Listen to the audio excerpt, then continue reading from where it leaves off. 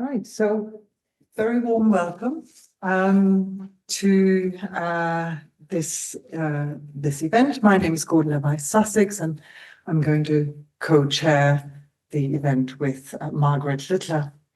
So what we're hoping to do, of course, is to showcase and also to discuss multilingual work in, as we said, Brittany, Scotland, and Berlin. But the immediate reason or the starting point for this event was the publication of this volume, Contested Communities, Small Minority and Minor Literatures in Europe, which Margaret and I and a third colleague, Kate Averis, co-edited. And it contains chapters on Greenlandic literature, Basque literature, German Jewish literature, Black German literature. Anya McMurtry, who's over there, has also contributed a chapter.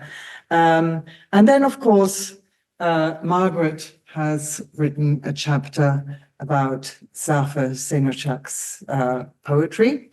And we have Madalena Gonzalez, who unfortunately can't be here today, who worked on Thomas Cloirec's work.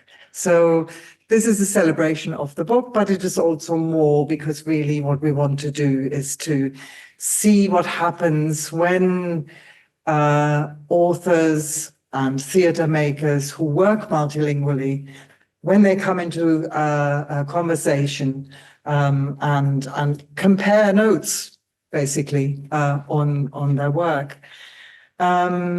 Because what we realize that there are, of course, very clear differences, but there are also meeting points, many meeting points and overlaps, the same concerns, surprisingly, you know, in northern Spain as they are in Wales, for instance. You know, the same questions are asked, and possibly also similar strategies of writing are used. So Margaret is going to say a little bit more about this in a moment, but I just wanted to give you a little bit of an indication of how the evening is panning out.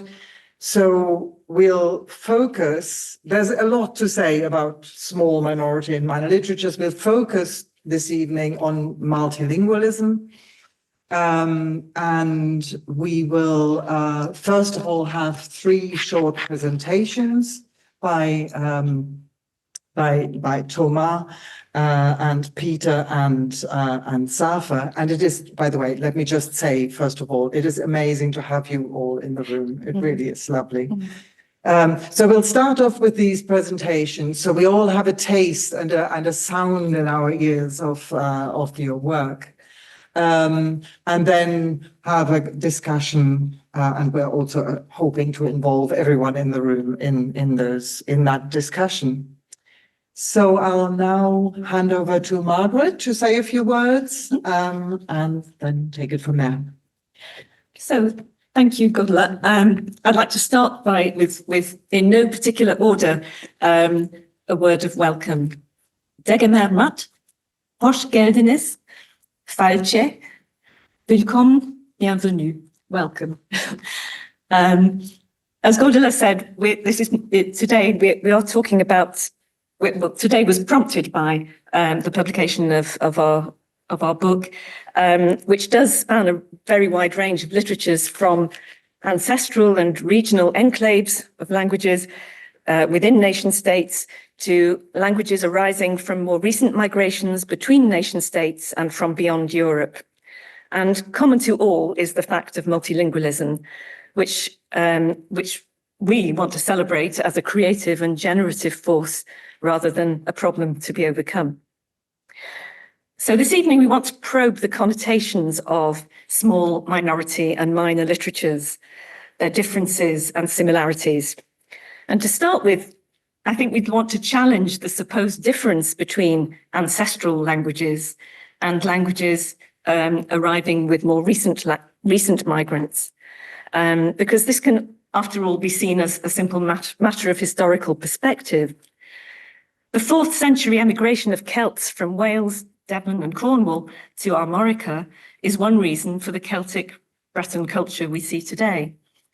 And Scots Gaelic is thought to have been brought to Scotland by Irish settlers in the 4th and 5th centuries, although the languages have since diverged. We tend to think of the past as settled and mass migrations as a modern phenomenon, but we think there is more continuity in the history of language contact than may at first appear. On the other hand, what did emerge in our book is differences in approaches to representation, both in the aesthetic and the political senses. There are those whose priority is to preserve a language and a culture and to make claims for its community's political visibility, and those who view language and cultural contact as a challenge to the very models of identity fostered by nation states. Literature can be a medium to represent existing group identities, and it can become the matter that generates new forms of community, new kinds of relationality. These are just a few points on a spectrum of possibilities. And as one of our guests tonight, Zafar Shenojak, said in an interview back in 2003, I paraphrase, literature is not a mediator between cultures, but an agent of alterity. It can offer a moment of surprise, a springboard for thinking differently. And this is the transformative, provocative potential of multilingual literatures and theatre that we want to celebrate this evening. So it's my great pleasure to introduce Zafar, our first presenter. Would you like to come up to the front?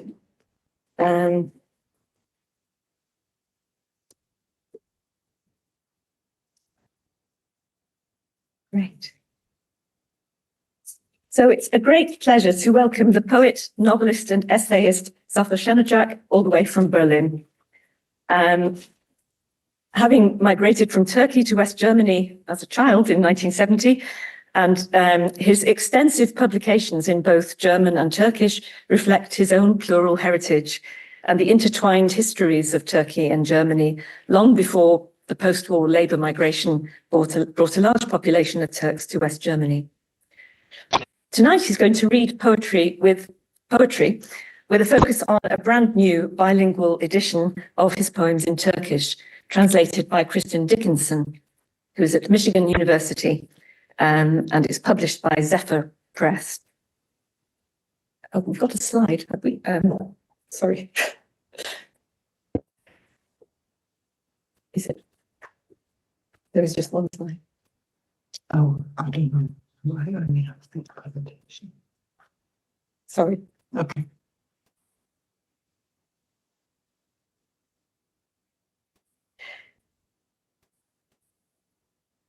That's it. This is it. Yeah.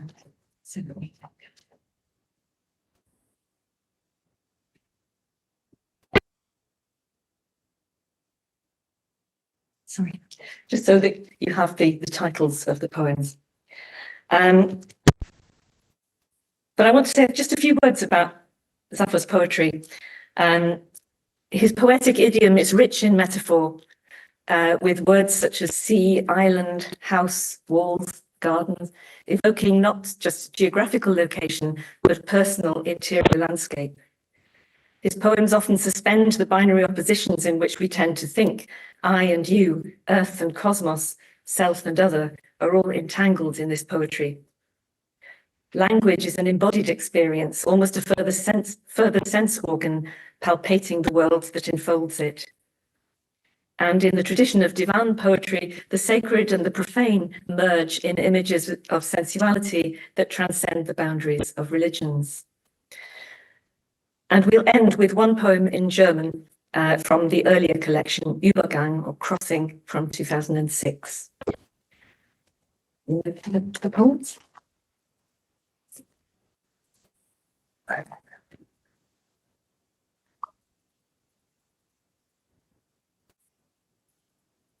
Zafar will read first in the original Turkish, and I will read from the English translations.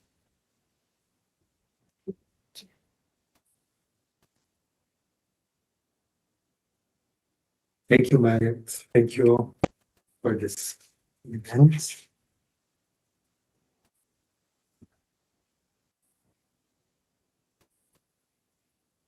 This is the first reading from this book because it's not in distribution yet. Just was published end of the month, last month, and you want to look inside. There is one copy also on the table. Just to look around. It's translated by Kristen Dickinson, who is professor, in fact, for German literature at Michigan University, Ann Arbor. But she's also working in a comparatist form with the Turkish language. She's working about travelers and translators of the 19th century to Turkish, this time Ottoman Empire, and Germany, this time Bahamian Empire. Başına gelen ne geldi ne gelmedi. Onu ne duydun ne duymadın.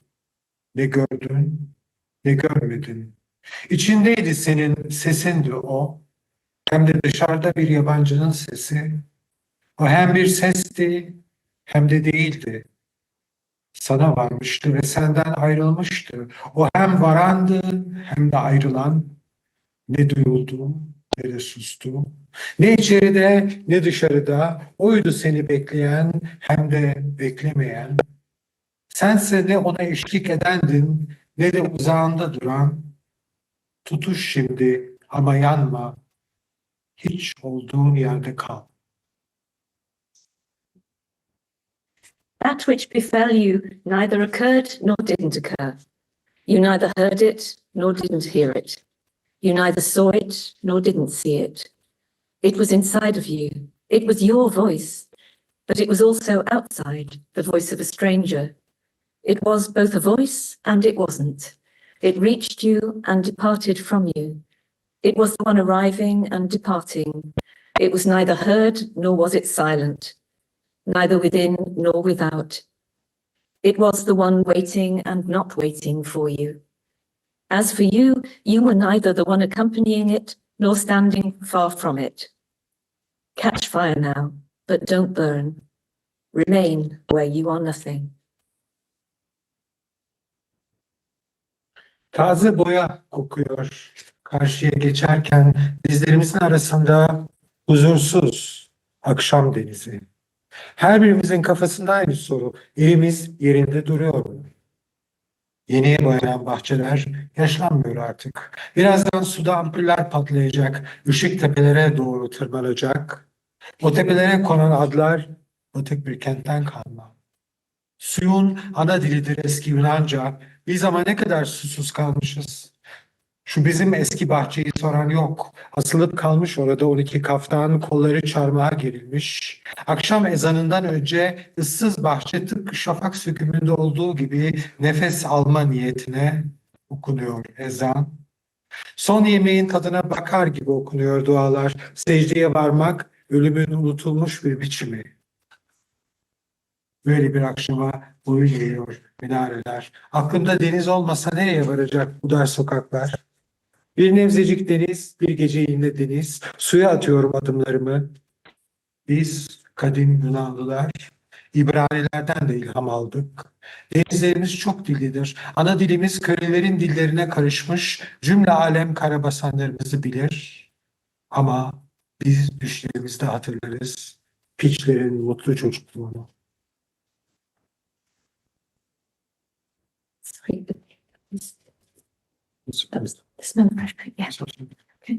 I just have one page. It's okay. The smell of fresh paint. The restless night sea between our knees while crossing over. The same question is on everyone's mind. Is our house still standing? The newly painted gardens are no longer growing old. Soon the lamps down by the water will burst and the light will climb towards the hills. The names given to those hills are the remains of a sunken city. Ancient Greek is the water's mother tongue, yet how long have we gone thirsty? No one is asking about this old garden of ours, with its 12 kaftans hung up and forgotten, their arms outstretched in the shape of a cross. The abandoned garden before the evening call to prayer, intent on drawing breath, The call rings out, just as at the break of dawn, and they pray as if tasting their last meal. Foreheads touching ground is the forgotten shape of death. I don't have more than that. Is there more? The minarets submit to a night like this. Where would these narrow streets end if it weren't for the sea on my mind? A sprinkling of sea, a one-night sea, I step into the water. We ancient Greeks also received inspiration from the Hebrews. Our seas are multilingual. Our mother tongue has mixed with those of slaves. All the world knows our nightmares, but we recall the happiness of a bastard's childhood in our dreams.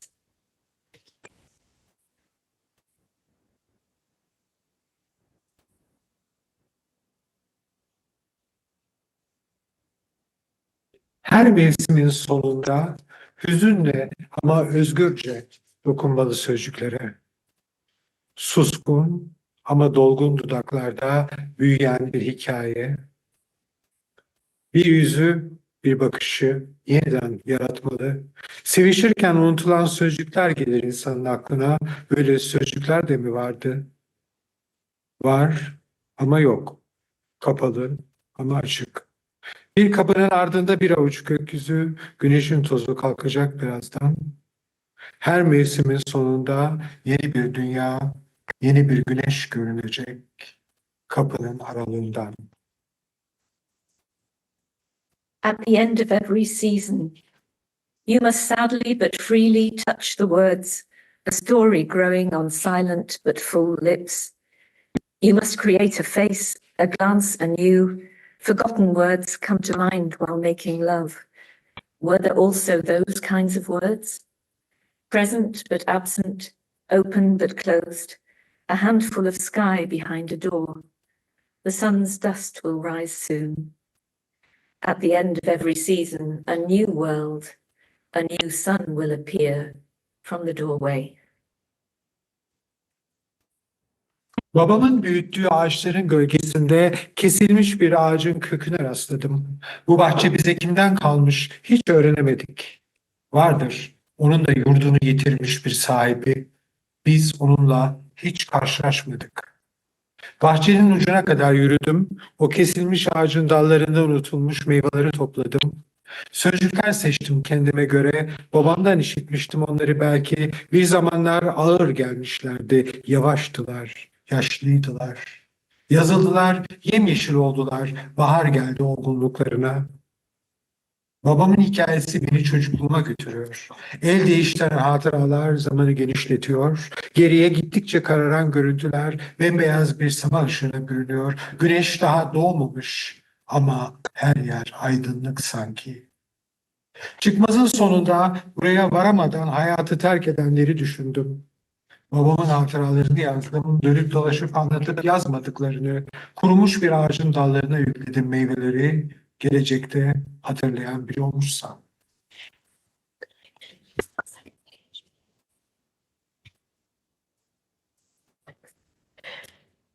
In the shadow of the trees my father grew, I came across the root of a felled tree. We never discovered who left this garden behind. It too must have an owner with a lost homeland whom we never encountered. I walked to the edge of the garden and gathered forgotten fruit from the branches of that felled tree.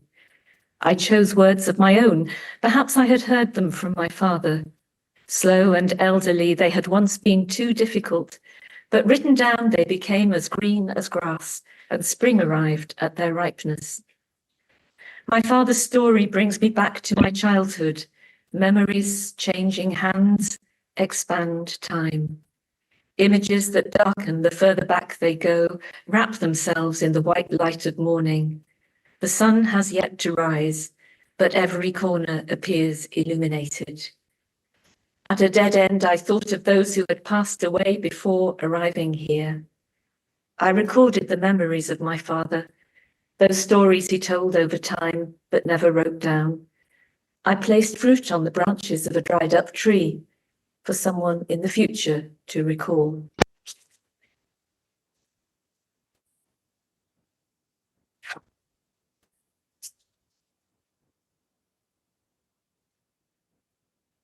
O dilde serüven yazdım. Hikaye olmadı kendi dilim. Hayret, ne kadar sessiz, belki miyim? Bedenim rüzgarın önünde, içimde yaprak kımıldamıyor. Duru bir ses hiç yazılmadı. Dillerin arasından dil uçtu. 10 parmağımda 10 hayat, ellerim sımsıcak, avuç içleri ama boş. Kelle kafa olmadı, yüzüme dokunmayın. Gözlerim gerçek, göze açık gitsi desinler. Parmaklarımın gelgiti, hayatlardan bir hayat beğensin kendine. I wrote an adventure in that language, but my own language never became a story. How silent is my backbone. My body is in front of the wind. No leaves rustle inside of me. No pure voice was ever written. A language flew from inside the languages. 10 lives on my 10 fingers. My hands are snug and warm, but my palms are empty. Failed thoughts don't touch my face. My eyes are real. Let them say I close my eyes to this world in disappointment. Let the tides of my fingers be pleased with one life among many.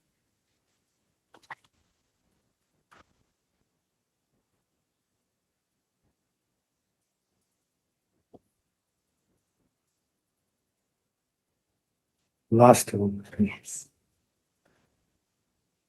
Auf den Inseln, die sich bewegen, ist immer Platz. Haben Alleinreisende nichts dabei, als ihre dünne Haut und Briefe an eine Unbekannte, die sich im Schlaf zu ihnen gesellt. Wenn sie mit ihr schlafen, werden ihre Körper durchsichtig, versinken in der Welle, die die Insel bewegt. Sie sind von keinem Land aus zu sehen. Schon der flüchtige Blick eines Einheimischen könnte sie erstechen. Der Schlaf ist ihre Sprache, die zu Hause nicht mehr gesprochen wird, nur auf den Inseln, die sich den Augen der Entdecker entziehen. On the islands that are in motion, there is always room. Solo travellers have nothing with them but their thin skin and letters to an unknown woman who joins them in sleep. When they sleep with her, their bodies become transparent, submerge in the wave that moves the island. They can be seen from no land. Even the fleeting glance of a local could stab them to death. Sleep is their language, no longer spoken at home, only on islands that evade the explorer's eyes. Thank you for the translation.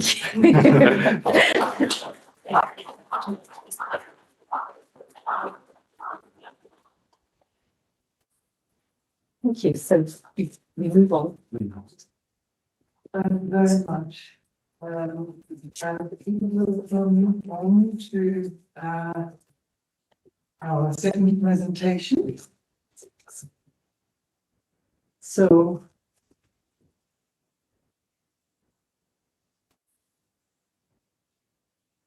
I am very delighted that you are here.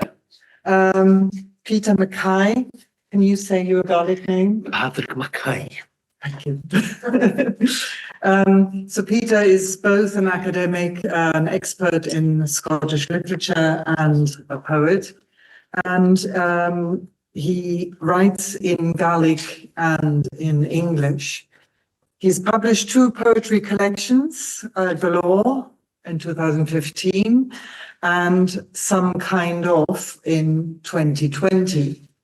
And both were shortlisted for the Saltire Scottish Poetry Book of the year.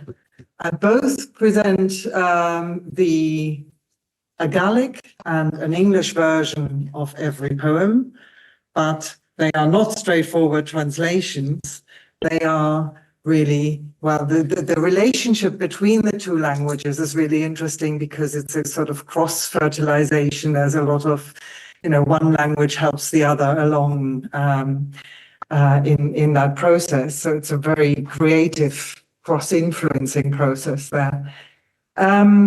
His themes, Peter takes us themes from the world around us, from nature, from memories, from but also looking at just ordinary objects and making us see them anew.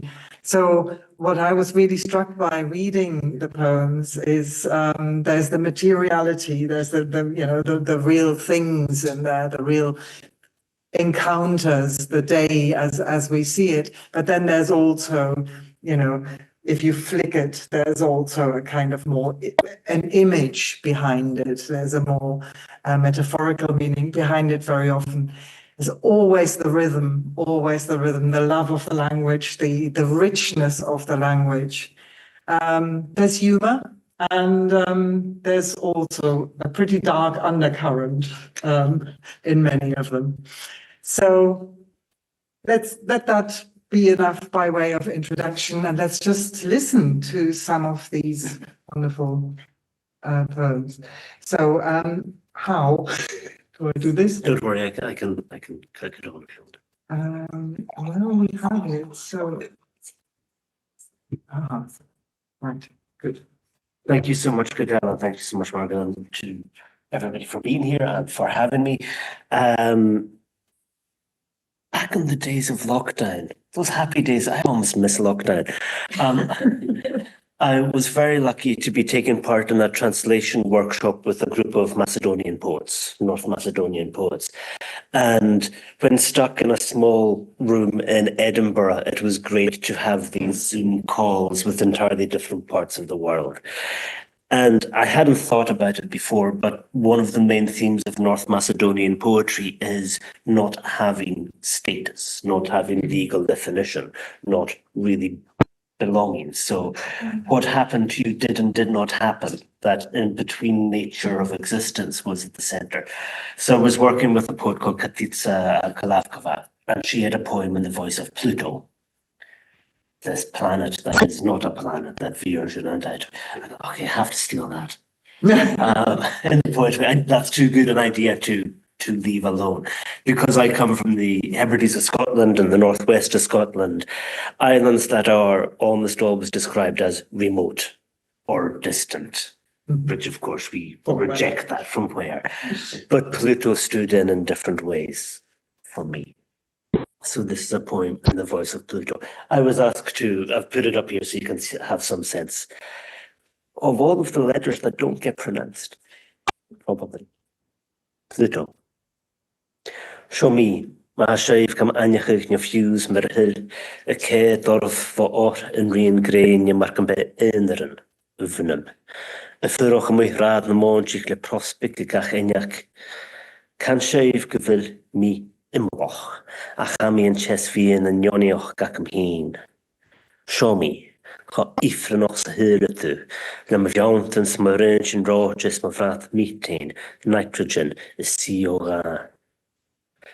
Ha mi go pensiente ri lá hawri on a niche. A chikur solas fash gorms coyu in casacum on an dorchtes bivuante. Ha mi gra bivuante ach faten romi a thiction chi giger, a so gina stach oram nachel moed kutramoch an dois and bi.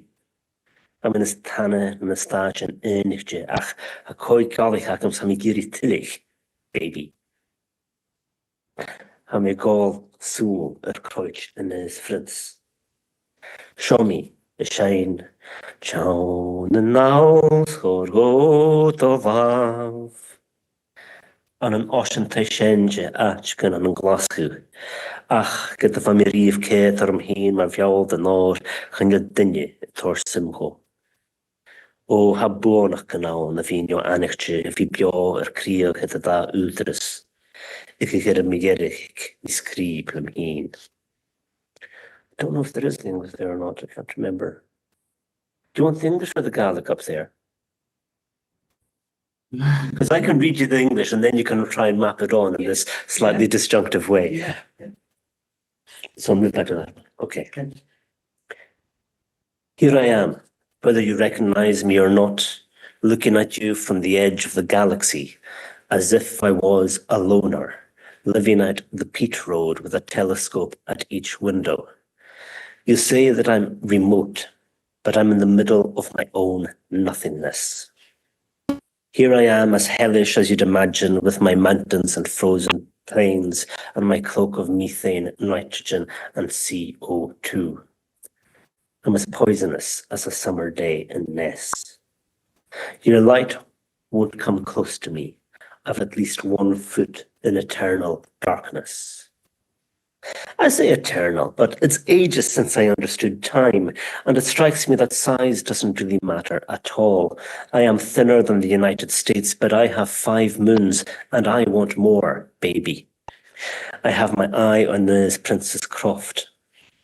Here I am singing, Ciao na naus horo to love, in the corner of a pub somewhere in Glasgow. And though I always thought of myself as a lump of gold, no one pays me any attention at all. There are advantages to anonymity, to living between 2 authorities. At last orders, I'll go for a stroll by myself.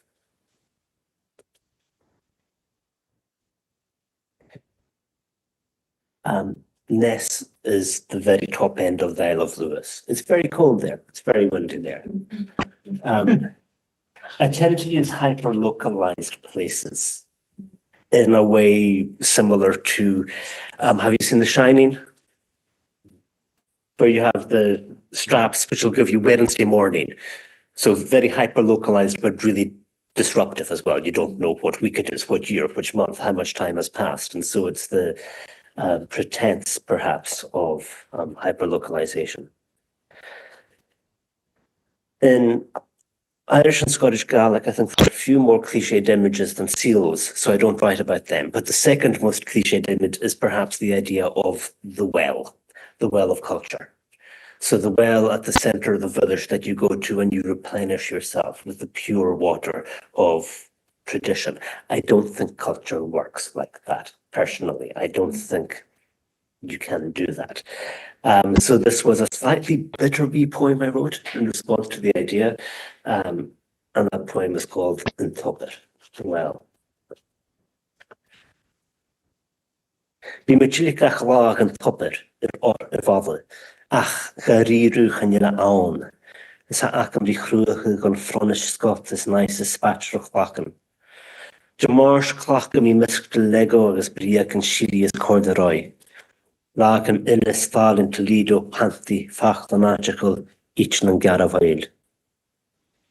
Chanye vanor jala skahan a he mis nuer nach ras in the monchig smoor. Skiolach tainch in the voy a hagam ishe clean. Gach trip hamiga harish. The well. I return each day to the well on the edge of the village, but it's not really there. And I have to rebuild it from the scraps of driftwood and mice, the rubble of life scattered around. Tuesday, it is a mix of Lego and lies, jam and corduroy. I had a nickname. I was called Corduroy when I was in primary school. I have no idea why. But anyway, jam and corduroy. Another time, Toledo steel pottery skelfs, the names of tools, oak feathers. No reflection flickers in the fetid darks, the moor-stained currents of the land, but a story that tells me squint each time I try to repeat it.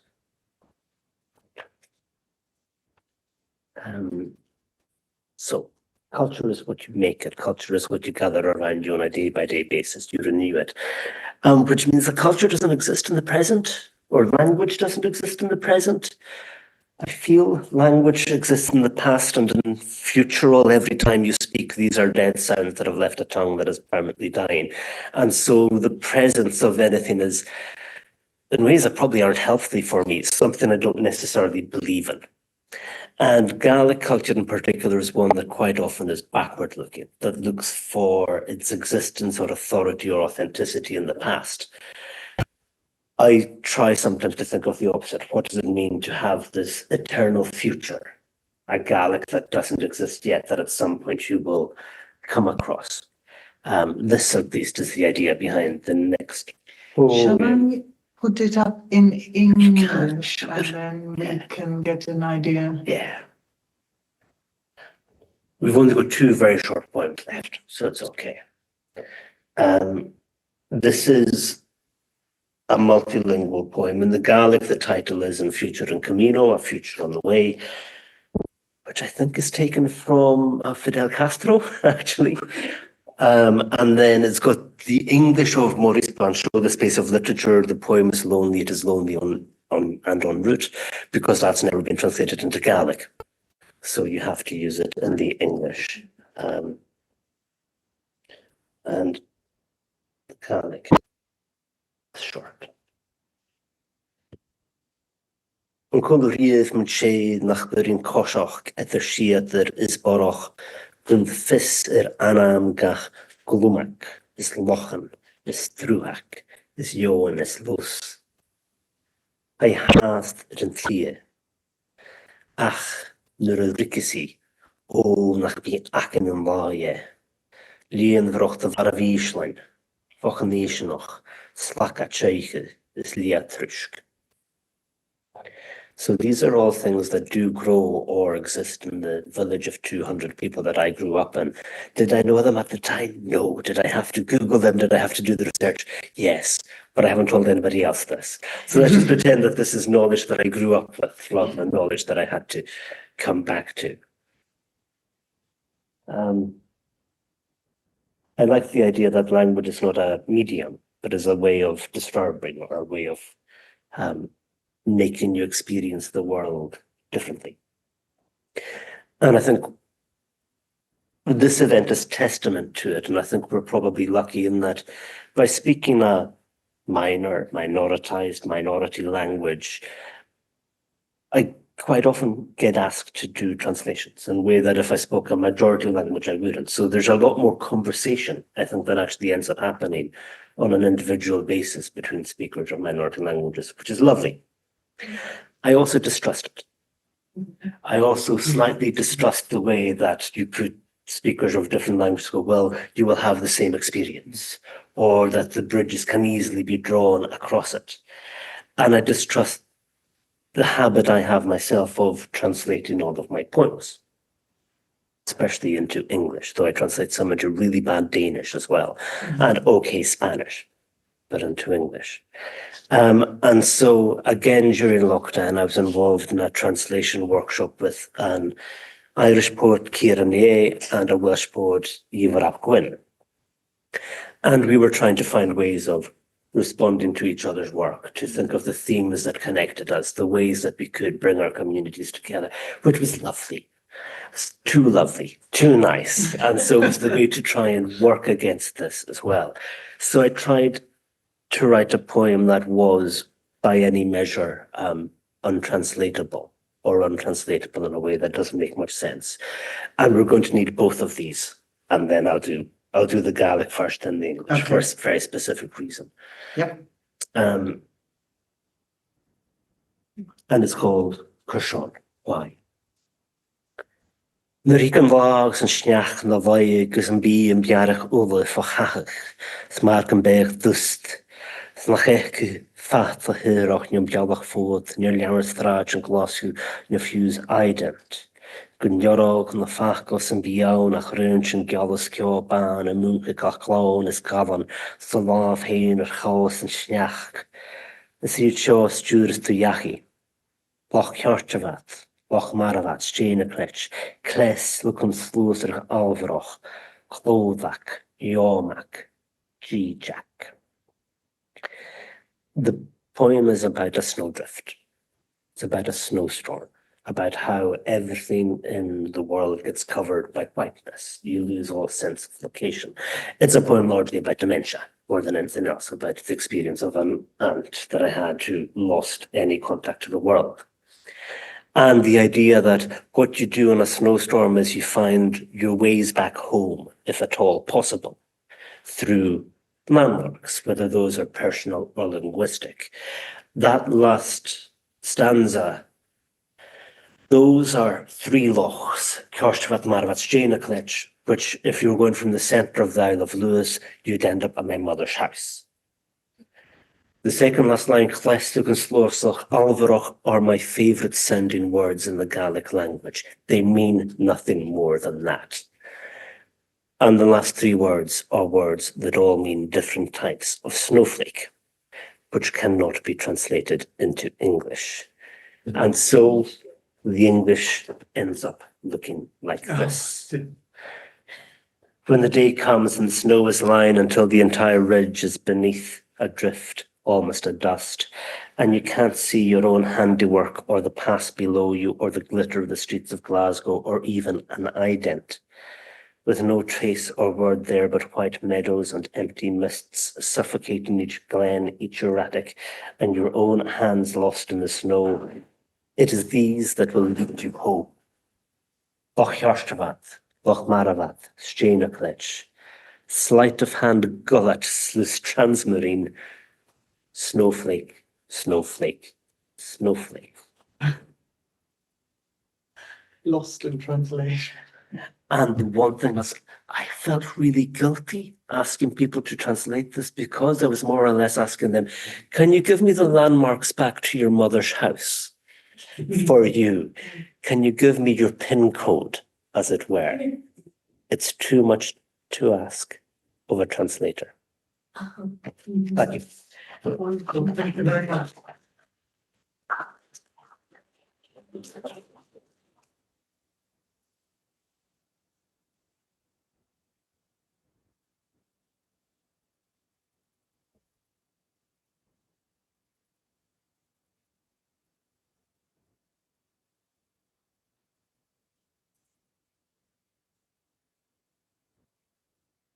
If I sit here, so that I can.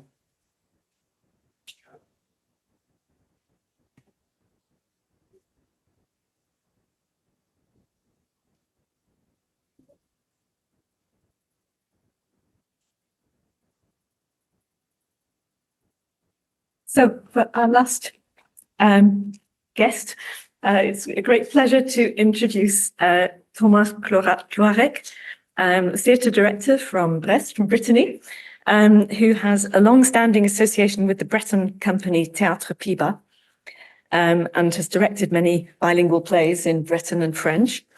The chapter about Thomas's work in our book by Madeleine Gonzalez was about a particular multilingual production named Merfon Eog, The Salmon's Daughter from 2016, which was in Breton, Welsh, French and Guadeloupean Creole, and was produced in collaboration with the Teatre Genedlaethol Cymru, which is the Welsh language National Theatre of Wales. So that really shows a commitment to multilingualism. I'm hoping that you're going to tell us how you achieve this on stage and in live performance. So over to you. Yeah, I'll try my best to answer to those questions. Thank you very much. So I'll start with this. There's a lot of visual stuff, and yeah, I'll start. Hopefully it will work. All the sound also. Bon, alors, je lance le truc.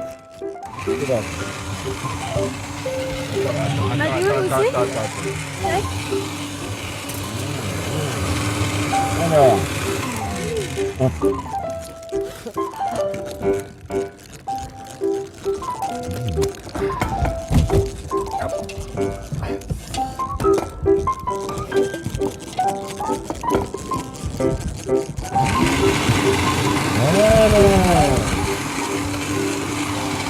Tu là.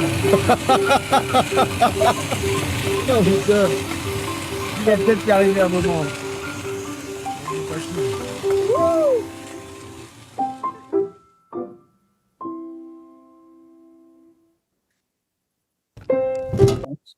That's it. So that's a quote from Peter Brook, the playwright and director. It's been my personal mantra for 25 years as an artist, and I really like to introduce any presentation with it because it sums up quite well both my personal state of mind and work philosophy. Now, who I am, I'm Thomas Pàdraig, that has been said. I'm an artistic director of the Theatre Piba company based in Brest, Brittany. And I founded that company nearly 15 years ago with other Breton artists. For nearly 30 years now, I've been devoting my artistic career to creation, to live performance, so I'm not a playwright, and to theatre in particular. I'm delighted to be here with you today, and many thanks to Godela, Margaret, and Madalena Gonzalez from Avignon University that unfortunately cannot be with us today. So, first of all, I wanted to raise that question, is what create, perform, for whom?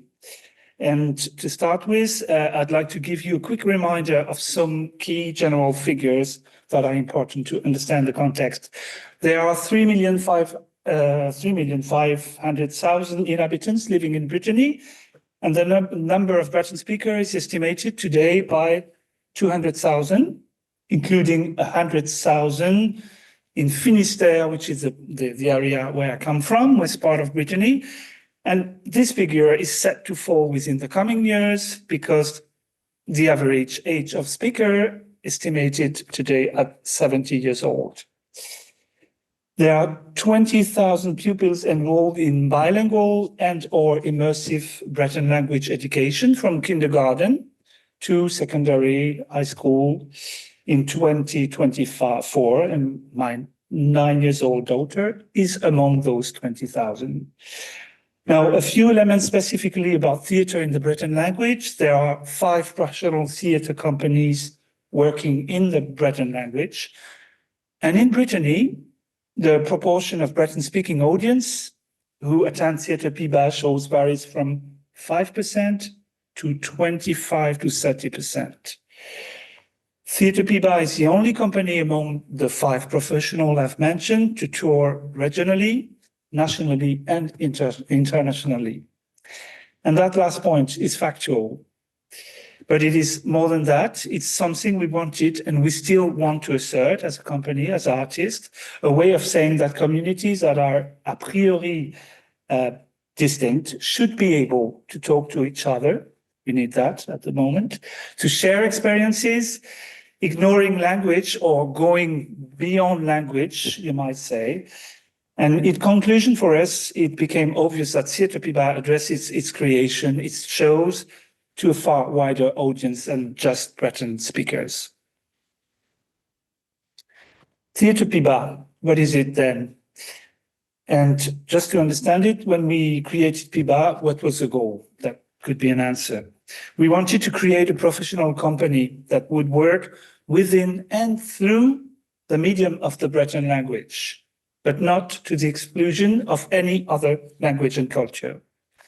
We wanted to invent a new relationship with the question of language, abandoning the idea that it should be a goal for itself or in itself, defending and promoting the language, but that has been said a bit, but placing the language at the heart of our creations.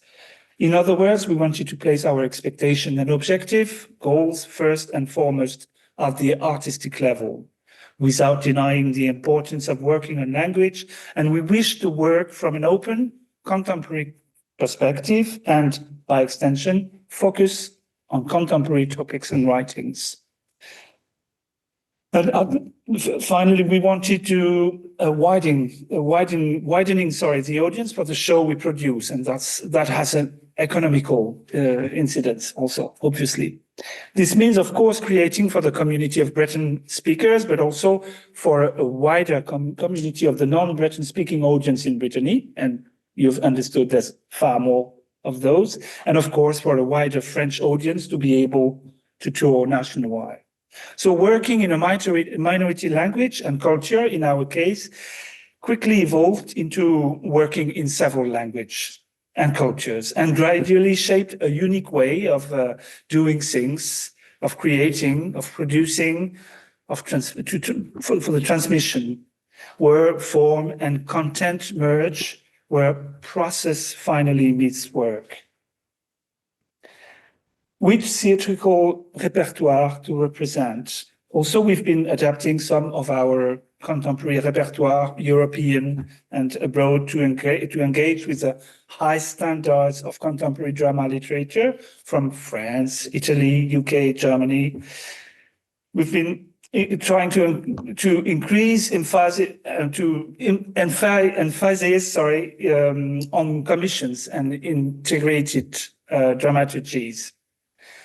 As soon as we consider incorporating the language issue into our work on an artistic and poetic level, and not just for translation, it's easier, and it has been easier to invent our own forms.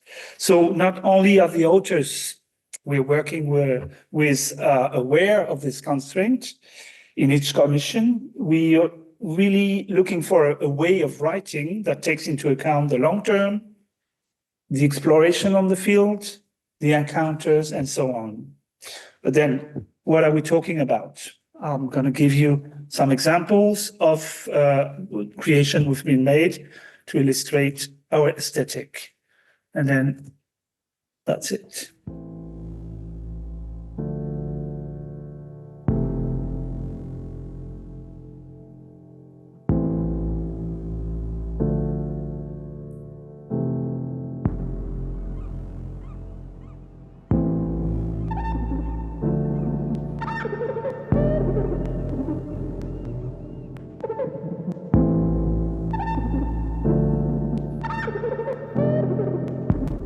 Passant des veans aux orbeish. On endrouillon mordon, azo un difi, d'or gwestet ta change pen d'arvaz, en or fesson d'avond gant or vouldoù ar gant en dut.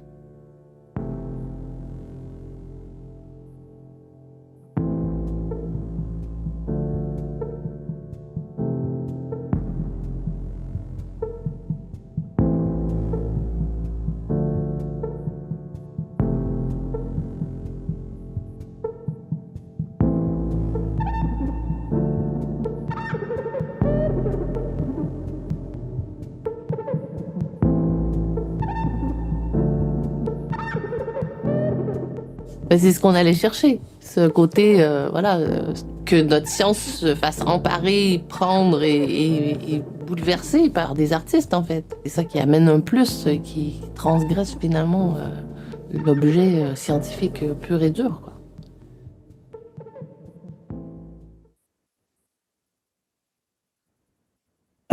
So 2020, Donvor, that's a movie where the director followed our creation process. Donvor and Splush, it's a fruit of a long process collaboration with scientists from the Ifremer, which is a French research agency dedicated to the sea, major national oceanographic institution in France. And the script was there born from our immersions and exchanges with the scientists. We took part in a scientific campaign on a vessel ship on the Atlantic Ocean. We attend to different laboratories, both in Brittany and Canada, British Columbia. And the specific form Donvor, literally deep sea in Breton, and its small declination show, Splush, that means diving, to dive in Breton, that is still on tour, was proposed as a radio show. The audience was equipped and is equipped with some earphones and remained in the dark during the show for the first 25 minutes. And that proposal was partly born from the experience of working on Merchaneoch, where the collaboration with Théâtre Genedlaethol Cymru, the National Theatre of Wales, where we wanted to offer 100% multilingual, but also understandable experience. And the show was at the origin trilingual, Breton, French, and Canadian French, Québécois. The audience could choose between the two different languages, which obviously were performed live. And Splush, the small show, is now touring in different versions, Breton, French, French 100%, Breton 100%, and even in English. And by the way, we'll be performing next week in Brest for those who come to Brittany. And Shugwen, our Milky Ways, that show opened last November in Brittany, and it's still on tour, locally and nationally. And Shugwen, our Milky Ways, was born from a field study with some kind of an anthropological approach. It brought us from Brittany to Turkey, where we've met with archaeologists, geneticists, but also farmers and dairy product manufacturers, both in Brittany and Anatolia. Our Milky Ways is proposed as a real unique experience, that of a journey within languages, Breton, French Sign Language for deaf audiences. We have an actress which is deaf, English, Turkish, and so on. A journey within time. We go back in history until early Neolithic period, where human had that funny ideas of inventing the cow and drinking its milk, and a journey through tastes, as the audience is invited to sample a range of milk-based dishes prepared by the onstage chef. Bastard, 24-25. This is a creation, one of the creation in progress now, scheduled to premiere and tour at the end of 25. We were in the Netherlands last week to present an extract from this show, which was written and produced as part of the European project Phony, Giving Minority Languages a Voice, which is a Creative Europe project, and which brings together 8 European companies and theatre that works with and through the minority languages, along with 2 universities in the Netherlands, Groningen, and in Germany, Leipzig. Bastard has been written and is being performed by a Breton rap singer, traditional singer, musician, and actor. In Bastard, the artist talks about his own life. In particular, he talks about being a bastard, a child without a father. He didn't meet his biological father until he was 28. But in Bastard, Christophe also questioned the meaning of his search for roots, traditional song in the Breton language, and so on. So he has developed his writing through immersions in nursing homes in Brittany, and also writing residency in Norway, the Netherlands, and Ireland. But allow me last to share with you a few lines from Bastard, so that you can hear a bit of Breton language. Tud maman a gonzillés ar secrejo. Jeannette, maman gauze, à l'art et din. Le breton, c'est trop dur à apprendre. Tous les mots se ressemblent. Souris se dit logot, œil se dit lagat. Neglaskinken mon pelordanti. Pa wanei en tomik kossor wan en mlaket da zeski o yez in e wakedez din. Kuita da ren ma chelem, da vond d'ar pardon niou et d'ar romiz agricole, da gilau de zaregoz dreguz, evit klask laerez rimadelou a pouez mouez mod avro. Mon arène d'ar beliadegou, ar pegen jalou se oan o klevetud o laret, han da gana deoc'h ur wers am eus bet deskit var barlen va man goz. Kontant war e vefen bet o laret kenenal pegost, han da laret deoc'h ur gant aouen am eus bet deskit gant ur voer ep koz din, men halen ket. Den oa o kana pa ma famil. Lodal a veze gant ar gont-se. Han da laret deoc'h ur gant aouen am eus bet dastumet gant an introun koz noe de spoul me war me. Ze oa klas ye.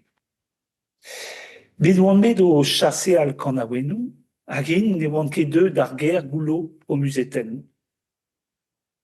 Chase al a ran gant aouenou, e brezonek. An nekedez.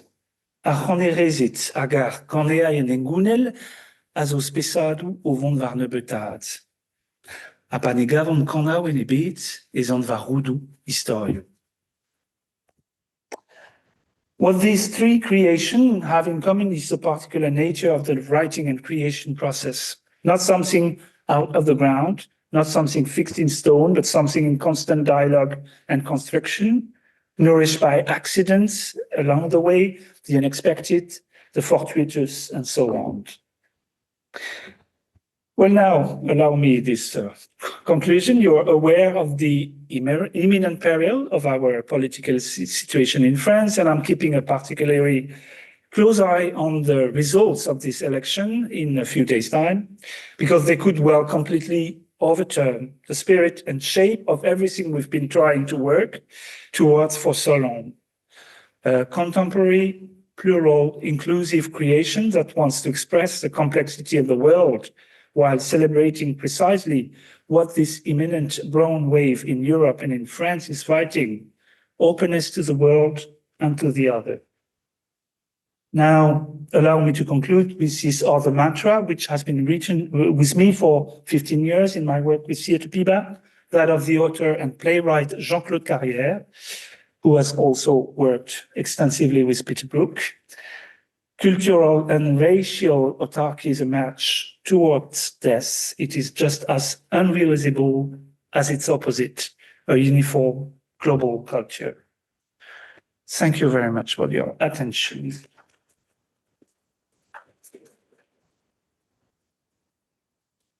Thank you. Wonderful.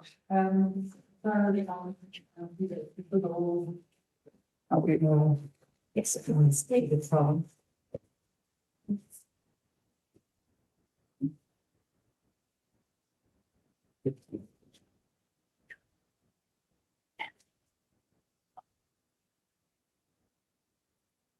Well, thank you so much, all of you. I think we've already heard a lot about how we use languages, and it's already become very clear, I think, that, multilingual writing isn't a category. There are so many ways of doing it, so many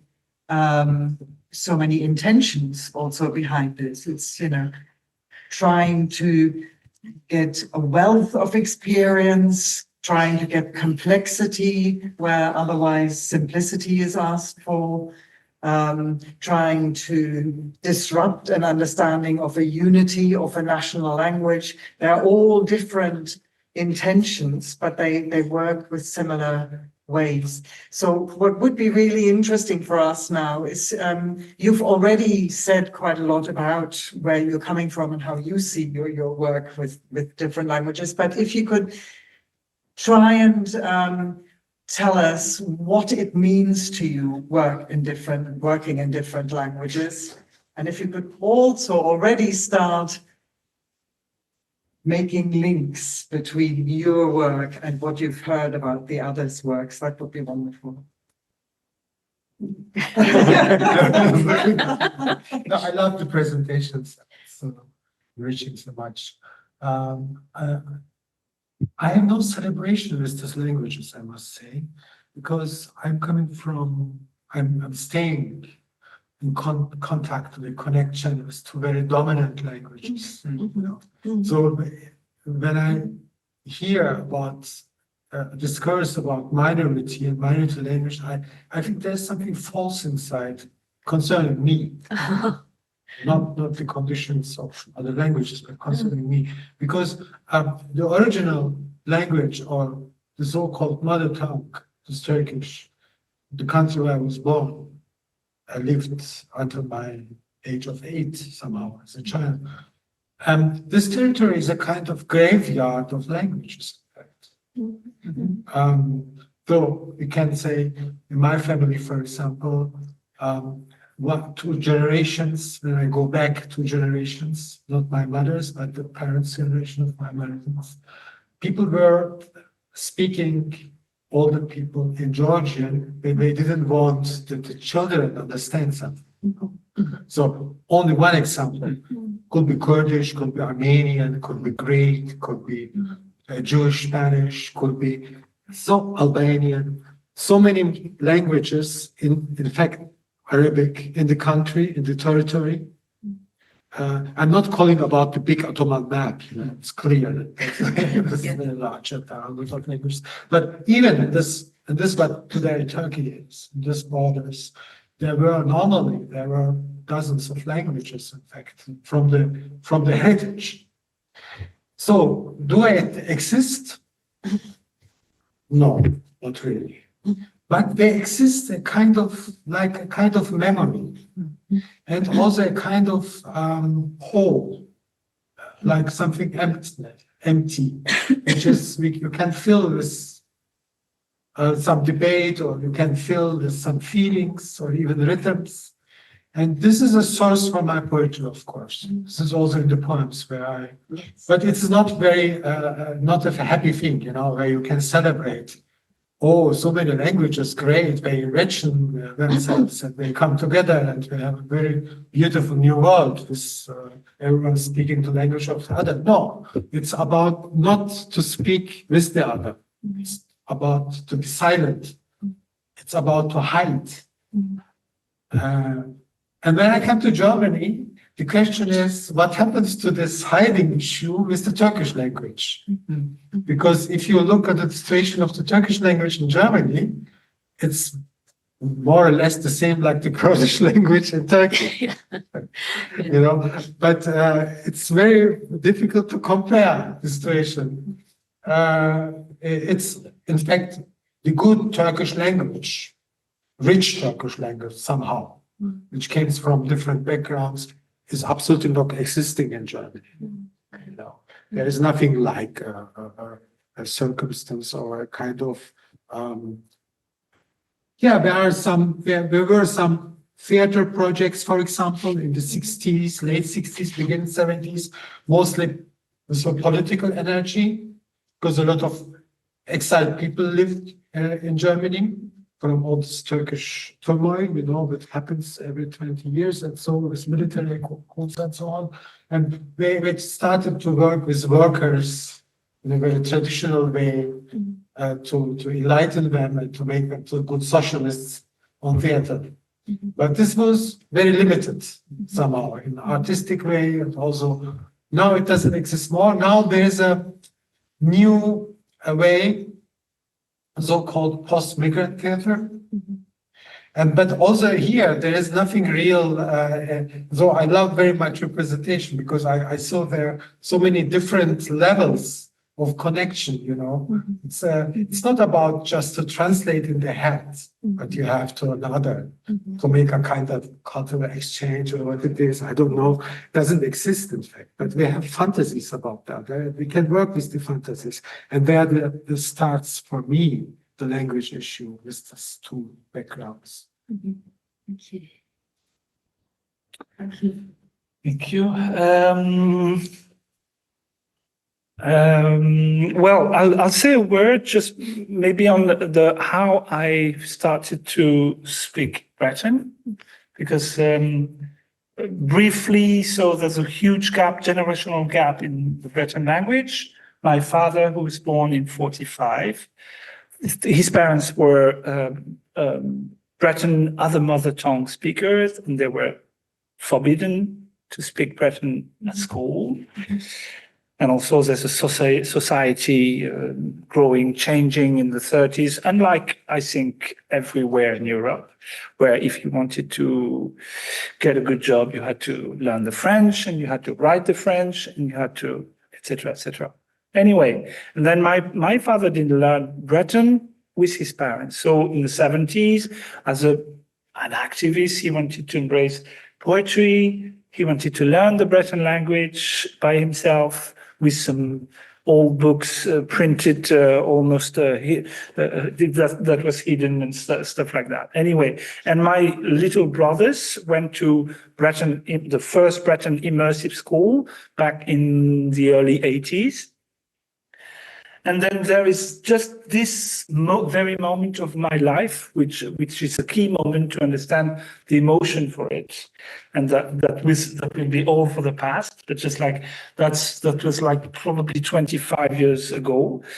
We were having lunch with my grandfather, who was born in 1909, passed away a long time ago, who was Breton, and he never spoke Breton with my father.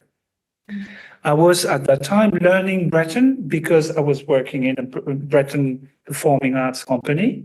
But my two younger brothers that went into immersive schools were not allowed to speak Breton with the grandfather because, as he was saying all the time, this is not the same Breton. Pretty much, so there was something that couldn't match. Anyway, we were having lunch, and then suddenly, as a magical staff, we started to speak Breton for the very first time all together. Well, it didn't last long, but the emotion was very strong. And that at that very moment, I was maybe 25, I thought, oh, maybe that's a key. That's it. Just, that's all for the past. And just like the other thing is, I was thinking, as you were saying, I like the idea of the languages as a poetical, artistic material. It's not something that I want. I mean, it's not a goal in itself. Defending the languages, and the goal is just to play with it as a proper poetical material, which I find it's really interesting. And whatever comes, because we're quite suspected to be like scratching the pure Breton language or to do whatever, just like, but the truth is, I believe in Creole, any Creole language. I believe in the transformation throughout the times when the language play with other languages, with contemporary world, with other state of mind or whatever. So that is something that in theater, both writing but also on the field with actors, some of them are Breton speakers, some not, whatever. We have deaf actors on stage and stuff like that, and that's a real play game. Is that correct if I say so? So I don't know if that makes sense what I'm saying, just like so. That's it. Thank you. Siver had the really interesting idea of a playground, of a graveyard of languages, an actual physical part of the world where languages die. Yeah. And I think it's a really useful metaphor as well, and not necessarily simply in a negative way. Partly because one of the things I've been trying to remember is the first time I was told I spoke a dead or dying language. So when you go, and I think I was 8 years old, you're going, that's a lot of weight to put on an 8-year-old. That this is and then you realize that the Gaelic language has been dying for thousands of years, and there has been this narrative of decline. And at some point, you just have to say, well, hell, okay. But if it's going to die, then we play with it in the meantime, and we have as much fun as we can. And perhaps the most famous Scottish poem is a poem called Tam O'Shanter by Robert Burns, which is all about the devil having a ceilidh in a graveyard and all of the graves opening up. And there's a wonderful rebellious spirit that comes from that. It's a version of the French Revolution, basically. It's we're going to have the graves open up. We're going to have the dead allow us to do something slightly different. And I think as long as we are not treating it with too much piety, as long as there is enough play, then there is a lot of hope. There is a lot of possibility to use these languages in constructive, creative ways. I was a lot more convinced of this when Britain was still part of the European Union, partly because one of the great things that happened in the Highlands of Scotland in the 1980s and 1990s was we got to speak to other people who weren't British. And to be honest, that made a huge difference in seeing that multilingualism is a natural condition. Having one language that very few people speak is a natural condition. Whereas within Scotland, you have to make that argument again and again to Scottish people, let alone to British people. And so European support for lesser used languages was fantastic. I got to go to Brittany when I was 12 years old. You got to have these conversations, and it normalized rather than pathologized the language and the culture. Well. Thank you. Thinking of this idea of transformation, do you think that the poetry and theatre lend themselves particularly well to that because they are fluid and they carry transformation within them, or is that simplistic? Are there other forms that might do this just as well? Maybe poetry has a chance to do that. I was always thinking when I read something like minor literatures, is there something like major literature? So I mean, I think literature is in fact minor because it's coming from a kind of oppositional thinking, I will say, as an aesthetic category, not as a political category. We can discuss this, but if you go to the language, with the way that you are not making propaganda or bringing some text to people with a clear intention what you want to do. You don't know what you want to do. I write my poems, I have absolutely no idea why and to whom. I don't know. When I don't know, I have no majority. I mean, I have no majority behind me and coming in future. It's like it is. It is. And I think most of the poetry, maybe we can make an exception more for novels, especially for novels how they are written now, much for the big audience, you know. But in poetry, this is absolutely the category. In poetry, suddenly you have one reader or one listener who makes the whole world. You know, you don't need 1 million or 2 million. One person can make a whole world. And how it functions. This is a kind of miracle or kind of enigmatic thing. And this is maybe the source why there is a kind of chance, I would say, optimistic way, that we can find from time to time languages which brings listeners and speakers together and bring, it's like in music. Here you cannot, I mean, when I listen to this language, I absolutely don't understand any word. I can be totally fascinated by it. It's just music, you know. And if you can experience this is an artistic, the possibility of art, I would say. And this is what art should do. In fact, that's enough. It's not necessary to change the world because you don't change the world anyway. So it's like it is. Can I come in here? Because I've got a question for Thomas at the end of what I agree entirely. People ask me, okay, why do you write poetry in Scottish Gaelic? You have such a small readership. There's no readership for any poetry anywhere, in any language. To be honest, I have as many readers as people I know write in English, because you need that one. One of the things that Scottish Gaelic has done to expand and to communicate with the world is not poetry, it's not novels, it's music. It is song, because that translates so well and can actually carry on. So you have people making fantastic international careers. We have not been good at drama. And I use drama rather than theatre because I think our companies have been too obsessed with the word, too obsessed with the language, and to say, okay, we're going to connect this back to the language and linguistic culture in ways that doesn't translate well. So I'm interested by your theatre making rather than it being language based. How does that work and how does that succeed?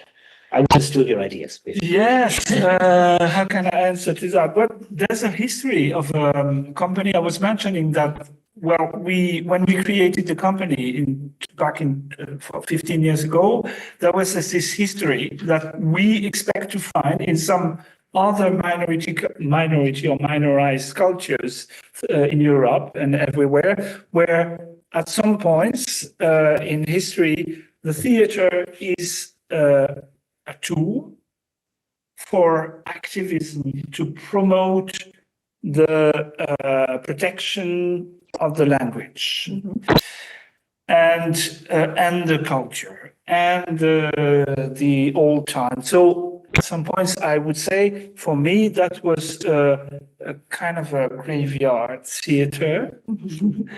And I totally pay respect to those people who have created all those plays back in the 50s, in the 60s, and because they've been passing on something. But it is true that at some points when we created, and I was back in the 90s when I started learn the Breton language as an actor,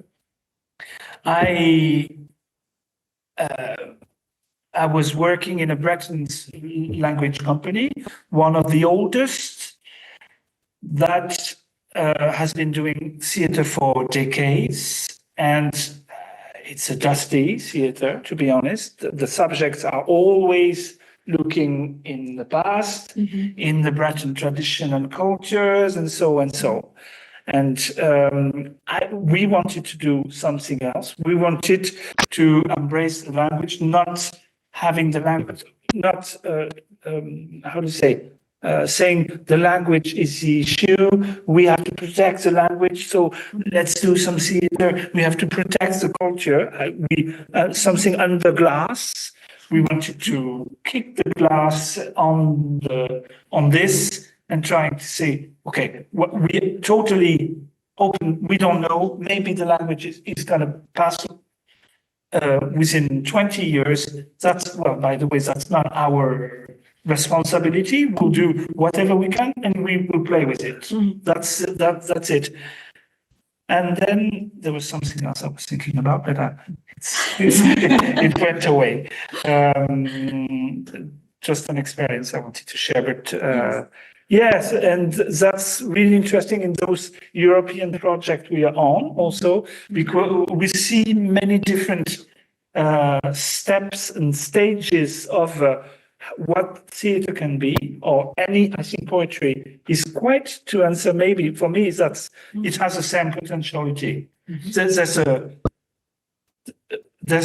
freedom there, which is huge, according to where you are and what you want to do. There's a freedom in theatre because it's a poor art.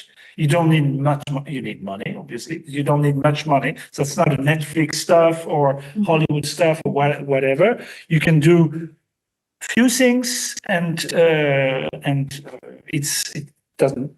And as a matter of fact, yeah, we know also that theatre is not an art that concerns a lot of people. That's it. Yeah, I wanted to say, sorry, when we created the company in 2009, our first play was adapted from poetry from a Breton poet, which was very famous. He passed away maybe 20 or 30 years ago. His name was Ewan Guernic, and he was in exile in the 60s and 70s. In New York, he was working as a carver there, and he was writing poetry. And he happened to meet with Jack Kerouac. I don't know, for those who know, Jack Kerouac has some ancient roots in Brittany. He did this trip to Brittany to try to find out, and that's it. And then Jack Kerouac asked Ewan Guernic, that was writing his poetry in Breton, to translate it, to adapt it to English. And that became a very, very interesting material for us. It's like to see how we can go from one language, and as you were saying, just like as a pure poetical and musical material. And we kind of very, very much like it. Sorry. Thank you. No. I just wanted to say one of my impressions from all three presentations is a heartening sort of forward-looking sort of drive in all of your work. I think there is this kind of way of thinking about origins, going back to roots as a very backward-looking pursuit. But I think in all that we've heard, there is a much more, basically an openness to multiplicity and fragmentariness and uncertainty, which is very exciting. and to speak with Jacques Deleuze, which I do too often, more rhizomatic than rooted, I think, this sort of spreading out in lateral directions. And thinking about the moving islands in Sappho's German poem there, more sort of archipelagic, in terms of not just being based in big centres, but these sort of small islands connecting and communicating. And I sort of hear that from all of you in your different ways, which is wonderful. I think I'd like to open things out. If you have any questions, any remarks, any comments, it would be really nice to hear from you as well. You need to do on seminar, right? Yeah. Yes. Indeed. Yeah. Yes.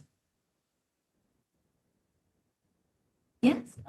Yes, that was all fantastic, really interesting. And this may be sort of a basic question, but I was wondering how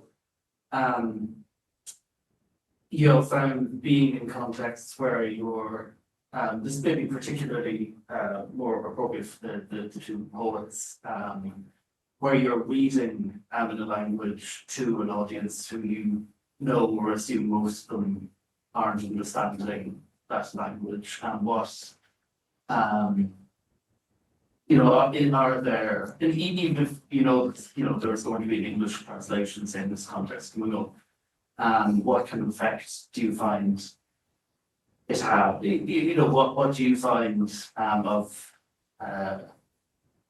do you find an opportunity in sort of presenting, in reading your poetry, the language that a lot of the people in the room may not speak in?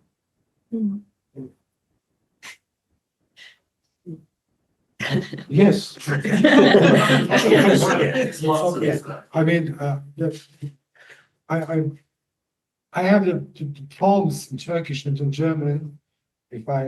I'm not very happy to define it like this, because this is like the passport issue, Yes. which passport you have? You have double citizenship.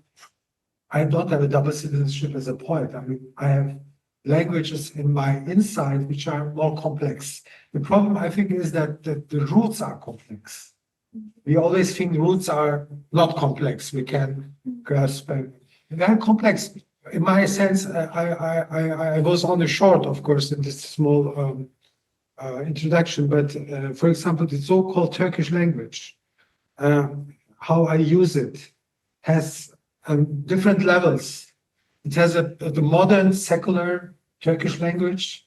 It has a language which is bound to the Ottoman Empire, to the Islamic culture, to a mystical formation of Islamic culture in the Middle Ages in Anatolia, which is very different from the in the cities developed Islam of the law and of the state and so on. It was a long time. It was a kind of oppositional background to the majority. So you have so many different levels that this is just material. Exactly. There is nothing holy about it. It's just a material, and as I mentioned, even it's not only a mother tongue. It's more. And the German language, on the other side, is of course a very.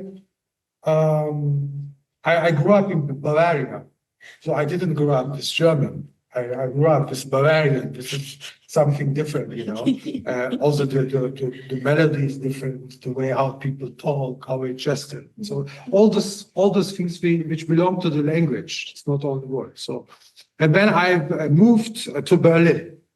So I made already there a big jump, in language and the sense of culture and so on. But this German has, from the beginning, a kind of also very complex mirroring in my insight. So I understood that this is a language which had a lot of vowels, and still it's very strong. It's a strong, big body with a lot of nails and shot bullets and everything inside, the blood is coming here down and everything. And you have no language for this blood, in fact, in German. It's difficult. If you have language for this blood, you end up in very dark times, in a dark soul of things. And so another complexity is there. So if you take these different complexities, you cannot translate them. So it was very obvious for me from the beginning. It's just an inner voice. It was not I'm always asked, are you choosing to write this text in German, that text in Turkish? So absolutely not. It's always connected to the inner voice. And when I have this inner voice in this one or the other language, I try to keep it like it is. I don't translate them from one to another. The translators are doing it. And somehow it functions. Yeah, I mean, I had some translations into English from the German books. I have translations now into English from the Turkish books, 2 books. I have a German translation. I didn't make them on my own. It's made by translators into German from the Turkish books. So, and when my first book in Turkey was published in 1995, it was a translation, Ritualde Jugend, from German into Turkish. And suddenly people were reading the title, Zafer Şanacak, translated from German. What is this? I mean, why? This is the Turkish name. The Scottish would write Turkish. And there was a discussion about it. What is a kind of national culture? A separate poet, Turkish origin, separate poet. Mehmet Yeşil was very much involved. He lived long in London also, because he was also connected to the many different languages.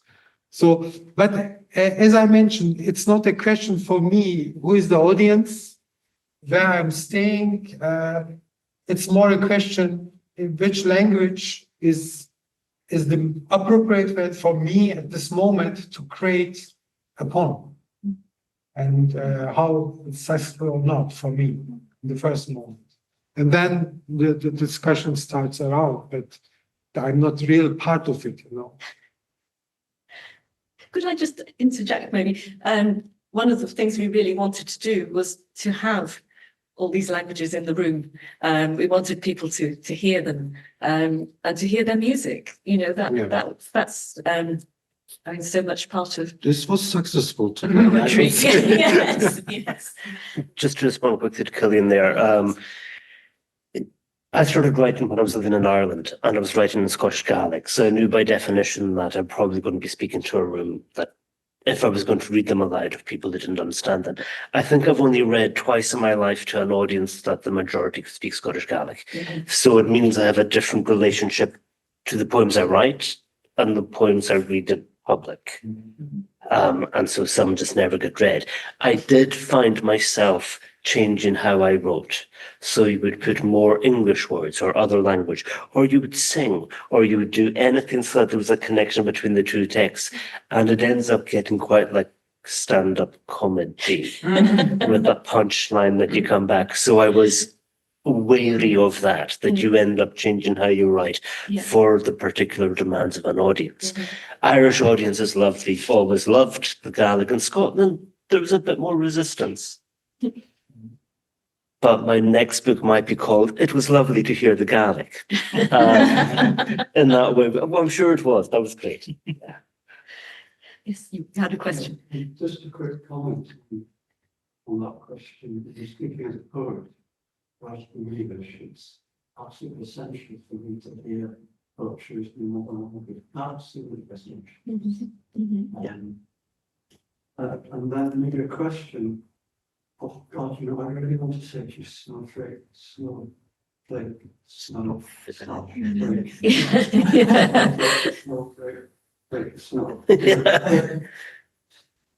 You edited that wonderful book of erotic poetry. Yes. And for me, because in a way that was looking back, but for me, almost every poem, maybe because of the way you edited it, it felt so much of now. So I'm just a bit worried about worry about not looking back. And really, we can look back in very nostalgic ways, or very reactionary ways, or very de-energized ways. But we can also look back in truly energizing ways, I hope. And absolutely. I think one of the crucial things is retelling the stories of the past rather than just taking what's handed down to us and accepting them. And so with that book, very briefly, this was 500 years of erotic and transgressive love poetry in Gaelic, which is more or less to point out to a contemporary audience, this used to be so rich. Yes. And especially up until the 18th century, there was all of this material that was open, bawdy, men and women writing about it. Isn't this great? But in ways that then allow us to actually talk about them again for ourselves, to reintroduce a vocabulary that we'd lost as well. And confidence, I hate the idea of cultural confidence, but also the idea that all of these topics were available and have always been available. I just say that Zappa has written in many different texts about reviving the intellectual and erotic history of Islamic thought and Islamic literature, which which again is just going back to something that's forgotten because it's relevant today. Because it's important that we don't just have our modern conception of Islamic culture. I am very aware of time. Yes, I should have. Yeah. So I wonder whether we could close maybe with, if you want to, telling us what you're working on or what you might want to be working on.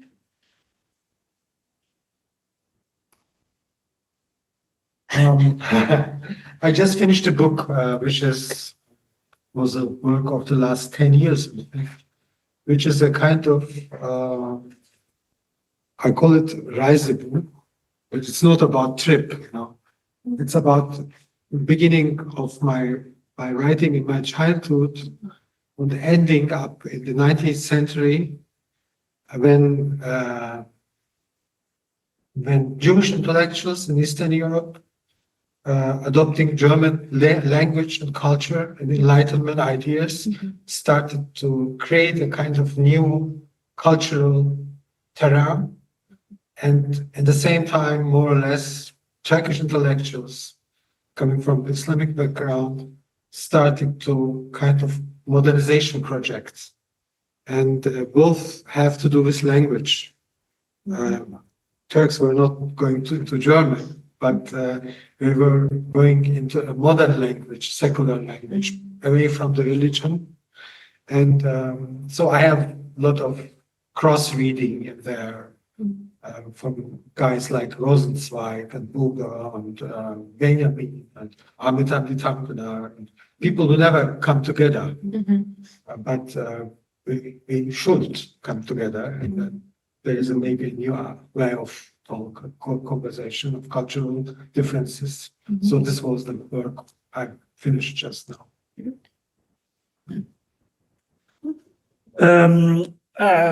As a theatre maker, I'd say there's one thing that obsesses me, should obsess us in French at the moment, in France and in Brittany, is I hope I can translate it and make it as clear as I wanted it. There's a lack. Sorry, again. So we have a responsibility as an artist, well, as theatre makers, especially politically how we make society again. That's I've been thinking a lot about what's going on in France and in Europe at the moment. The collapsing of everything we've been built up for 80 years now. And my thoughts is how we can make society in a noble way again. So my thinking is going to this. It's like how we reach a certain level of density in dialogue and sharing. How we make society. I don't know how to explain that. It's like really, I think that theater has a function into it, and it can have an impact, and that is something that I really need, and that's urgent, really, for me to work on that. And especially where we are in the multilingualism, multicultural thing, is also how we share, how we reach that certain level of dialogues with any people everywhere. We won't reach everybody, obviously. It's like where we are, at least we can make society, and that is a at some points, I think that our societies are. Our cultures are being emptied of their substance at the moment, and that's our very problem. So how we can re-inject density and souls and philosophy. That's it. So I'm finishing a book of poems. Lyric poems, I have no idea what they're about. The most recent thing I've been asked to do is a biography through football. So that's going to be there. That's great. So I'm finishing a book of lyric essays, which says what my poems are about. So hopefully that'll explain to me and other people. In 2 days' time, I'm talking for an hour about Gaelic literature and the polis and the state and politics and basically what literature offers at a time of crisis, and how it actually helps shape, maintain futures. And I'm also about to start work on a book on an 18th century Gaelic poet, who was probably the model for everything I do in terms of taking the past and honouring it, but messing with it, absolutely. And so it is, yes. And so that'll hopefully begin in the next few months as well. So a few things. Lots to look forward to. Brilliant. Thank you so much. That was amazing. And I would like to hear a lot more, but I think we have to call it a day now. Yes. Thank you very much. Thank you. Thank you very much.